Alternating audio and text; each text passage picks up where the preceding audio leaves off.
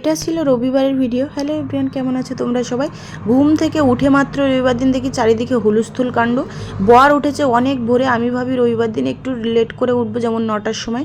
তো উঠেছি 8টার সময় বরের খুটখাট আওয়াজে, কারণ ফ্রিজ নাকি বডি হয়ে গেছিলো। বর উঠেই এরকম কাণ্ড করেছে, ফ্রিজ পরিষ্কার করছে, ফ্রিজ থেকে সব বের করে দিয়েছে। আমি উঠেছি, আমার উপর গুচ্ছা করে আছে, মানে মুখ ফুলিয়ে আছে।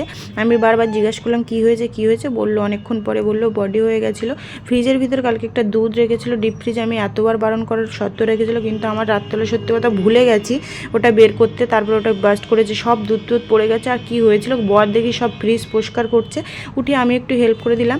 আর হেল্প করে আমি তার ফাঁকে চা আর বিস্কিট খেয়ে নিলাম। প্রতি রবিবার একটু ঘরে ডিপ ক্লিন কাজ করি, তাই একটু লেট করে উঠি। আর ভোর 4টায় আর উঠি না, কারণ অত সকালবেলা উঠে ঠাকুর দিয়ে স্নান করলে আর আমার ঘরের কাজ করা হবে না। তাই ওই দিন একটু লেট করে উঠি, আর ওই দিন আমি কাজ মাজ করতে দেরি হয়ে যায়। রান্নাবান্নাটা ছিল না বলে বেঁচে গেলাম। তাই ভাবলাম যে এই পর্দাগুলো বরকে দ্বারা একটু খুলিয়ে নিই, অনেকটা একা একা হাত টাত ব্যথা করতে থাকে, তাই ওকে দ্বারা একটু কিছু কাজ করিয়ে নিলাম। ও শুধু ওই পর্দাটা খুলে দিয়েছে, তারপরে জানালা দরজার আর ওই সাইডের পর্দাটা খোলাই আছে, ওগুলো এখনও লাগানো হয়নি অন্য জানালার, তো ডাইনিংয়ের জানালার, তো সেই জন্য। আর পুরো ঘর এরকম পুরোপুরি দেখে না। তারপর টুকটুক করে এখন 10টা বাজে, কাজ আমি করে নিচ্ছি, আর বর তো বেরিয়ে গেছে। প্রচুর কাজ, কোনটা ছেড়ে কোনটা করবো। আজকে পুরোটা ডিপ ক্লিন করতে হয়। এত কাজ কি ছোট ঘর হতে পারে, কিন্তু কাজ করতে হয় একা হাতে, সবই সামলাতে হয়।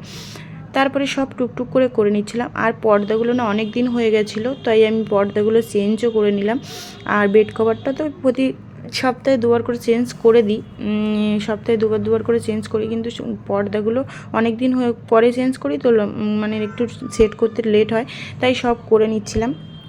তারপরে করে নিলাম, তাই সেগুলো তোমাদের সঙ্গে কাজবাজ শেয়ার করলাম। কি করব, ভিডিও করি জানি, ভিডিওর হচ্ছে না। তারপর দরজার এইসব, এটাই তোমরা কিনে লাগাতে পারো, এটা কিন্তু পোকামাকড় নাও ঢুকতে পারে।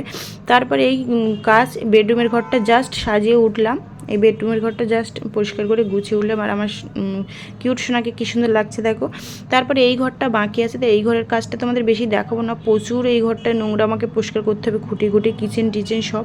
তো আর অনেক কাজ, আর ভিডিও অনেক লম্বা হয়ে যাবে। গাছটার একটু যত্ন নিচ্ছিলাম, গাছটার জানি না পাতা শুকিয়ে যাচ্ছে, তাই টেনশন হচ্ছিল। তারপরে এদিকে অল্প করে একটু শেয়ার করলাম, সবগুলো করে নিচ্ছিলাম। তারপরে বাথরুম ঘর পরিষ্কার করা ছিল, কি বলবো, বিকাল 4টে 4:30 স্নান করে উঠেছি। তারপরে ঠাকুরকে দিয়েছি, তারপর খেয়েছি, কারণ ঠাকুর না দিয়ে তো আমি খাই না। আর আমি ভোর 4টের সময় উঠে তাই পুজো, ঘর পরিষ্কার করে তারপর স্নান করে পুজো করি। আর কালকের আমার জন্য ছিল আলু ভাজা আর ডাল, সেটাই একটু গরম করে খেয়ে নিচ্ছিলাম। কী করব, আর আমার রান্না করার টাইম নেই। চলো এরপরে একটু রেস্ট নিলাম। আর দেখেছো কটা বাজে, কত 4:30 রেস্ট নেবো। চলো বন্ধুরা, টাটা, সবাই ভালো থেকে আবার দেখা হচ্ছে।